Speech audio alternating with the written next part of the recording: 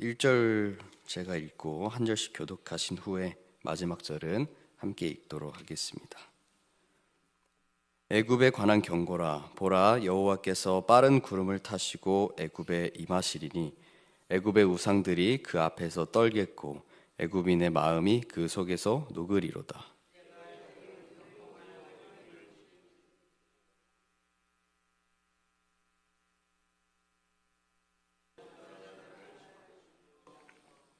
애굽인의 정신이 그 속에서 쇠약할 것이요 그의 계획을 내가 깨뜨리리니 그들이 우상과 마술사와 신접한 자와 요술객에게 물으리로다.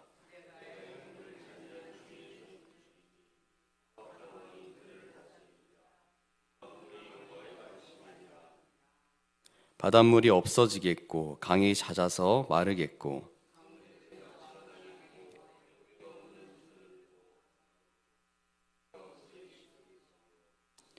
나일 가까운 곳, 나일 언덕의 초장과 나일강 가까운 곡식 밭이 다 말라서 난려가 없어질 것이며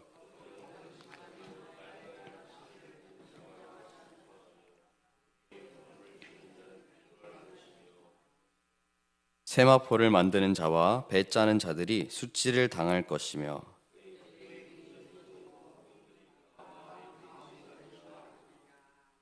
소안의 방백은 어리석었고 바로의 가장 지혜로운 모사의 책략은 우둔하여졌으니 너희가 어떻게 바로에게 이르기를 나는 지혜로운 자들의 자손이라 나는 옛 왕들의 후예라 할 수 있으랴.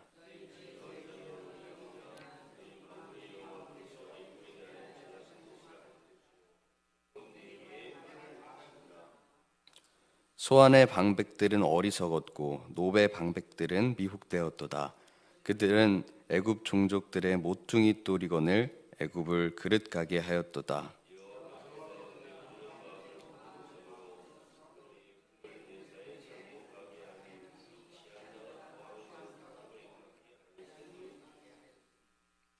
애굽에서 머리나 꼬리며 종려나무 가지나 갈대가 아무 할 일이 없으리라.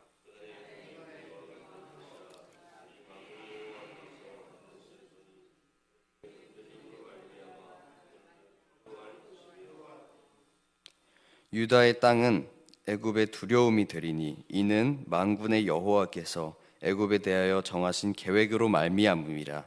그 소문을 듣는 자마다 떨리라.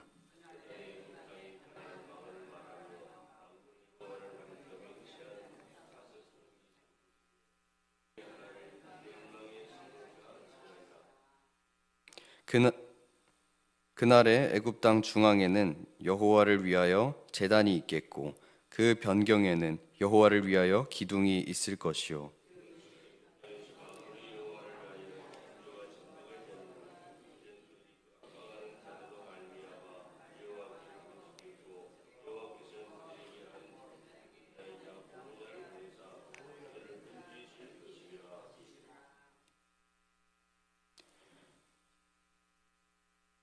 여호와께서 자기를 애굽에 알게 하시리니 그날에 애굽이 여호와를 알고 제물과 예물을 그에게 드리고 경배할 것이요 여호와께 서원하고 그대로 행하리라.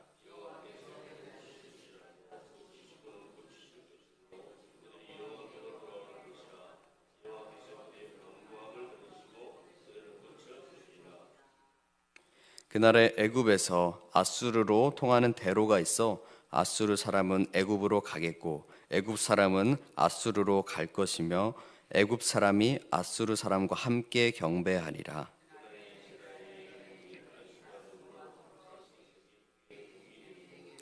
함께 읽겠습니다.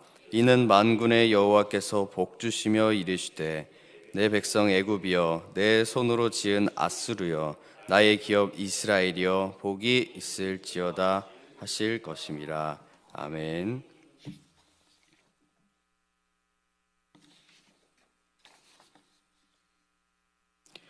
오늘 저희가 읽은 이사야 19장은 표제어에서 볼 수 있다시피 여호와께서 애굽에 임하시리라 라는 주제로 크게 이루어져 있고요. 그 다음에 16절에 보시면 애굽 사람이 여호와께 경배하리라 이렇게 두 부분으로 크게 나누어서 볼 수 있습니다. 저희가 오늘 읽은 이사야 19장 말씀은 13장부터 이어지는 여호와께서 주변 국가들 유다를 비롯한 1장부터 12장 유다와 이스라엘에 대한 말씀이었다면 13장부터 저희가 읽은 20장 그리고 23장까지는 유다 밖에 있는 주변 국가들에 대한 예언하는 말씀들입니다. 오늘 읽은 20장은 저희가 읽었던 것처럼 19장은 저희가 읽었던 것처럼 애굽에 대한 하나님의 예언 그리고 이사야의 예언이 되겠습니다.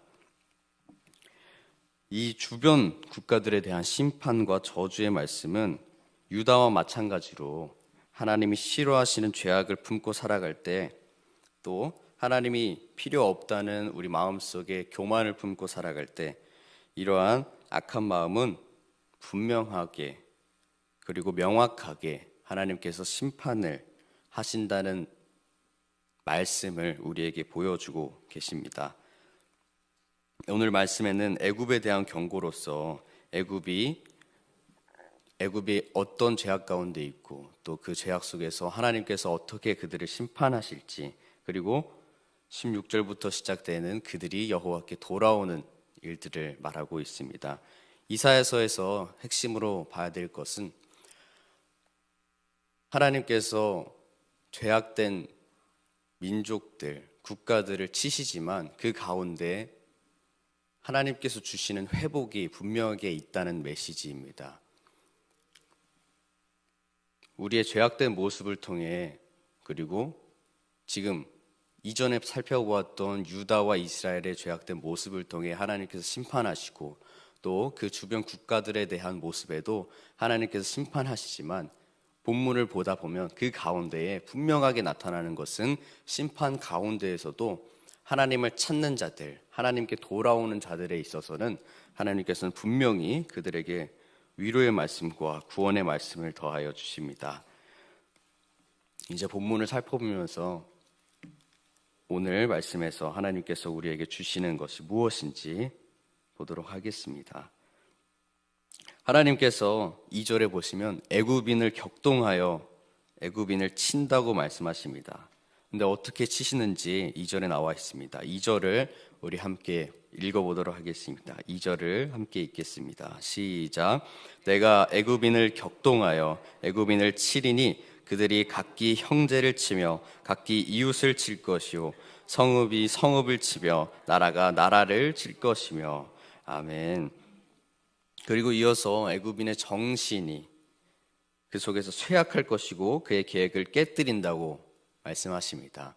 애굽은 역사적으로 아주 오랜 시절부터 강을 끼고 있어서 문명이 발달하였고 또 강대국 중에 하나였습니다.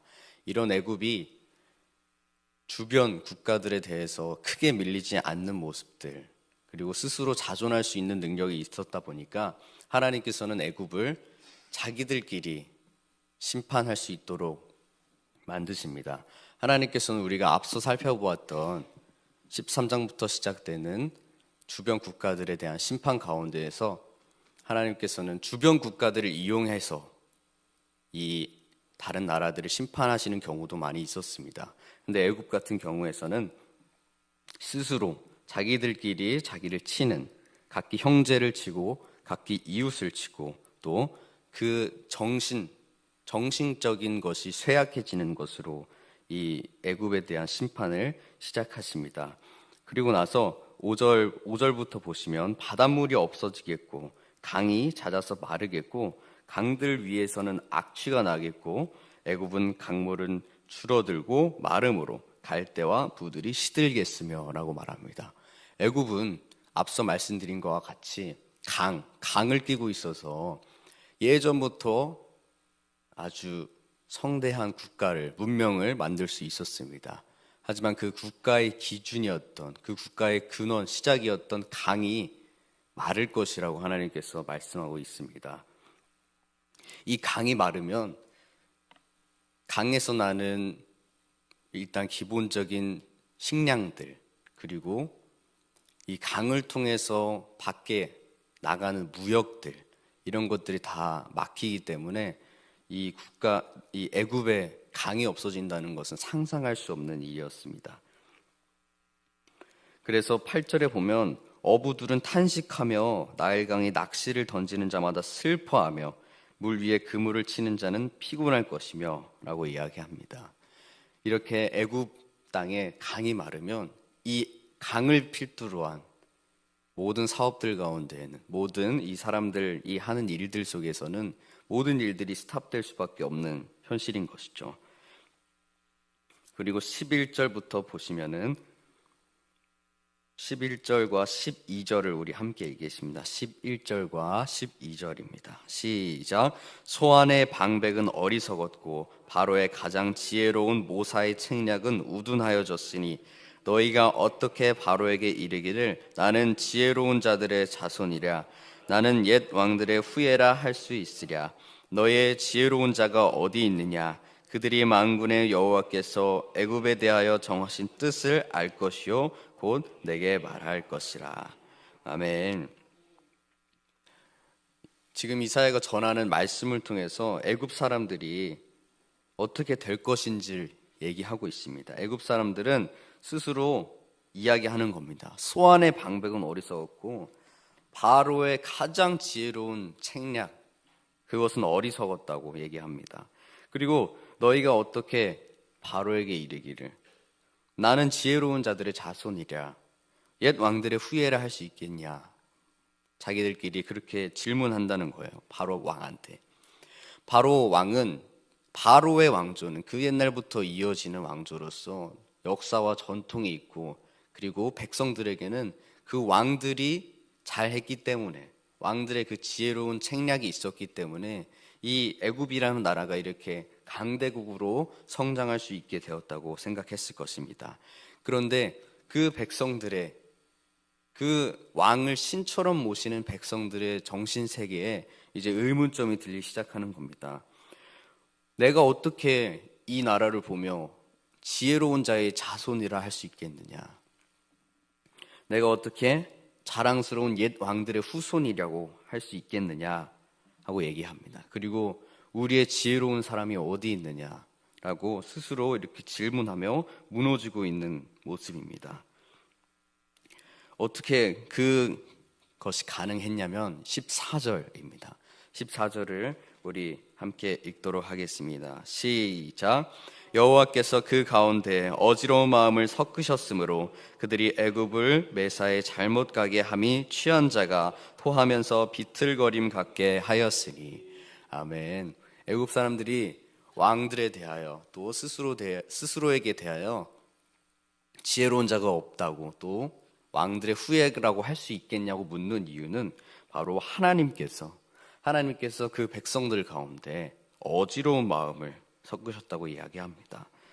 하나님께서는 모든 인간의 생사화복과 모든 인생의 계획을 갖고 계신 분입니다. 그러신 분이 하나님께서는 한 분 한 분 사람마다 찾아가셔서 마음을 주시기도 합니다. 그런데 오늘 말씀에서는 하나님께서 어지러운 마음을 섞으셨다고 이야기합니다. 애굽을 흩으시기 위해서 애굽 가운데 심판하시기 위해서 여호와께서는 친히 그들에게 어지러운 마음까지 주시기도 합니다. 이제 16절부터는 하나님께 돌아오는 자들에 대한 이야기를 기록하고 있습니다. 16절을 먼저 읽도록 하겠습니다. 16절을 우리 함께 읽도록 하겠습니다. 시작. 그 날에 애굽이 부녀와 같을 것이라. 그들이 만군의 여호와께서 흔드시는 손이 그들 위에 흔들림으로 말미암아 떨며 두려워할 것이며. 아멘. 우리 17절도 함께 읽겠습니다. 17절 시작.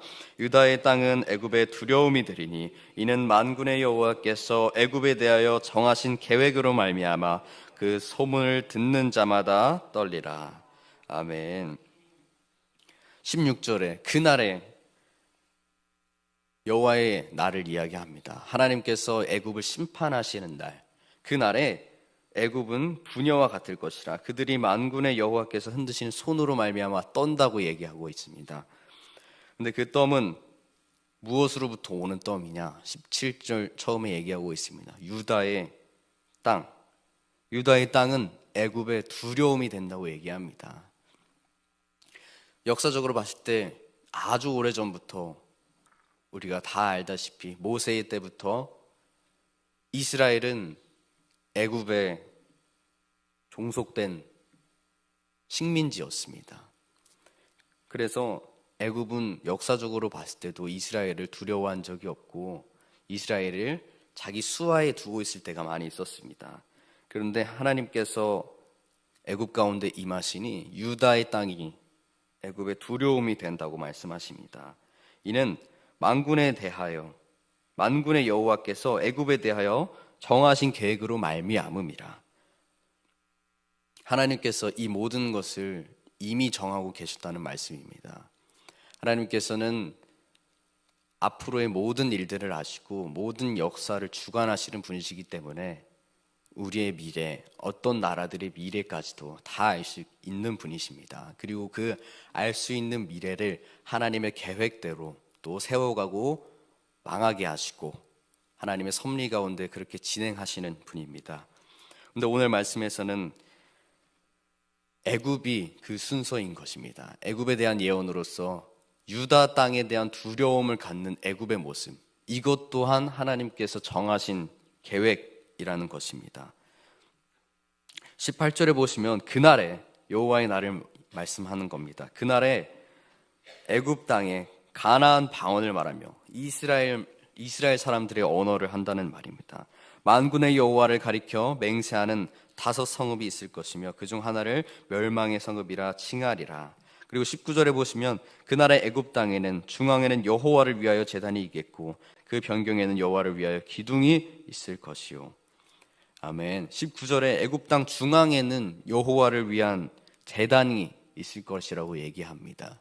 이 중앙에 제단이 있는 것은 우리 출애굽기에 보시면 이스라엘이 광야를 행진하며 진을 치던 모습과 같습니다. 이스라엘은 낮이 되면 구름 기둥과 함께 광야를 횡단하다가 이제 해가 질 때가 되면 장막을 치고 거주했는데 그 장막을 치는 것이 정 가운데에 이제 여호와께서 임하시는 성수를 만들고 그리고 주변 동서남북으로 해서 백성들이 이렇게 둘러싸 있는 모습으로 되어 있었습니다.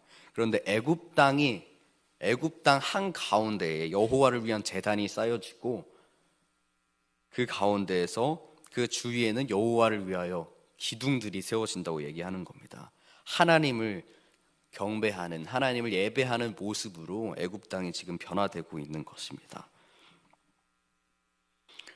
그리고 20절 보시면 이것이 애굽 땅에서 만군의 여호와를 위하여 징조와 증거가 되리니 이는 그들이 그 압박하는 자들로 말미암아 여호와께 부르짖겠고 여호와께서는 그들에게 한 구원자이자 보호자를 보내사 그들을 건지실 것임이라. 아멘. 이것이 그 애굽 땅이 여호와를 경배하는 모습으로 바뀌어지는 것, 이것이 애굽 땅에서 만군의 여호와를 위하여 징조와 증거가 된다고 얘기합니다. 무슨 징조와 증거이냐면 그들이 그 압박하는 자들로 말미암아 여호와께 부르짖겠고 여호와께서는 그들을 한 구원자이자 보호자를 그들에게 한 구원자이자 보호자를 보내사 그들을 건지실 것임이라 이야기합니다. 여기서도 우리는 예수님에 대한 예표를 찾아볼 수 있습니다. 하나님께서는 오늘 말씀에서 애굽 땅에 여호와를 징조가 보이게 하신 것입니다. 이 여호와를 찾는 모습으로 말미암아 여호와께서 그들을 섞으심으로 말미암아 그들이 여호와께 부르짖겠고 여호와께서는 그들의 기도를 들으시고 그들의 구원자이자 보호자를 준비하고 계신 것입니다.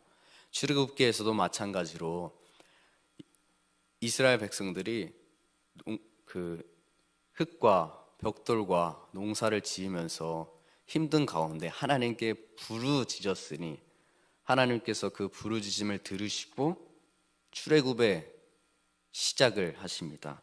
그런 것처럼 하나님을 찾는 자들의 부르짖음, 하나님을 찾는 자들의 부르짖음을 하나님께서는 놓치지 않으십니다. 들으시고 계신 것입니다. 그리고 22절 우리 함께 보도록 하겠습니다. 22절입니다. 시작. 여호와께서 애굽을 치실지라도 치시고는 곧 치실 것이므로 그들이 여호와께로 돌아올 것이라. 여호와께서 그들의 간구함을 들으시고 그들을 고쳐 주시리라. 23절도 함께 읽겠습니다. 시작. 그 나라의 애굽에서 아수르로 통하는 대로가 있어 아수르 사람은 애굽으로 가겠고 애굽 사람은 아수르로 갈 것이며 애굽 사람이 아수르 사람과 함께 경배하리라. 아멘. 제가 서두에 말씀드렸던 것처럼 이사야서는 심판과 또 회복의 신원의 모습으로 살펴볼 수 있습니다. 22절에 드러나는 모습이 바로 여호와께서 주시는 회복의 모습입니다. 여호와께서 애굽을 치시고는 곧 치실 것이므로 그들이 여호와께로 돌아올 것이라. 여호와께서 그들의 간구함을 들으시고 그들을 고쳐주시리라. 그리고 그날에 애굽과 아수르 사람들이 함께 모여 주님을 경배하리라 라고 이야기하고 있습니다. 아수르도 역사적으로 봤을 때 많은 힘과 능력을 가졌었던 국가 중에 하나입니다. 아수르도 대제국을 형성하고 있었는데 이들에게도 하나님의 전해지고 애굽이 그들에게 징조가 되어서 이 애굽 사람들과 함께 하나님을 예배하고 경배하게 되는 모습입니다. 오늘 말씀을 보면서 우리에게 주시는 하나님의 뜻이 무엇인지 함께 살펴봤으면 좋겠습니다. 하나님께서는 우리의 죄악 가운데 있을 때는 분명하게 심판하시는 분이십니다. 13장부터 이어지는 바벨론 때부터 그랬고 지금 오늘 말씀 가운데 애굽의 때까지 또 우리가 내일부터 월요일부터 보게 될 또 이사야서 말씀에서도 다른 국가들에 이어서 하나님의 심판은 계속해서 이어집니다.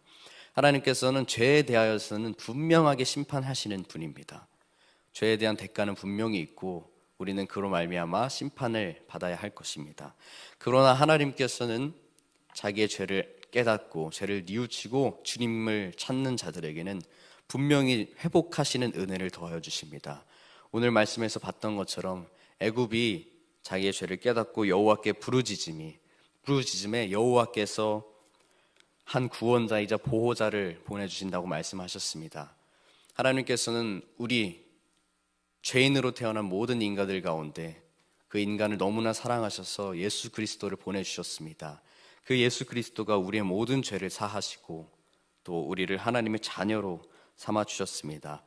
우리는 정말 죄악에서 심판받을 수 없는 존재였지만 하나님께서는 우리의 부르짖음을 들으시고 하나님께서 우리를 주의 자녀로 회복시키시는 하나님의 형상을 창조된 대로 다시 회복시켜 주시는 은혜를 우리에게 더하여 주신 것입니다.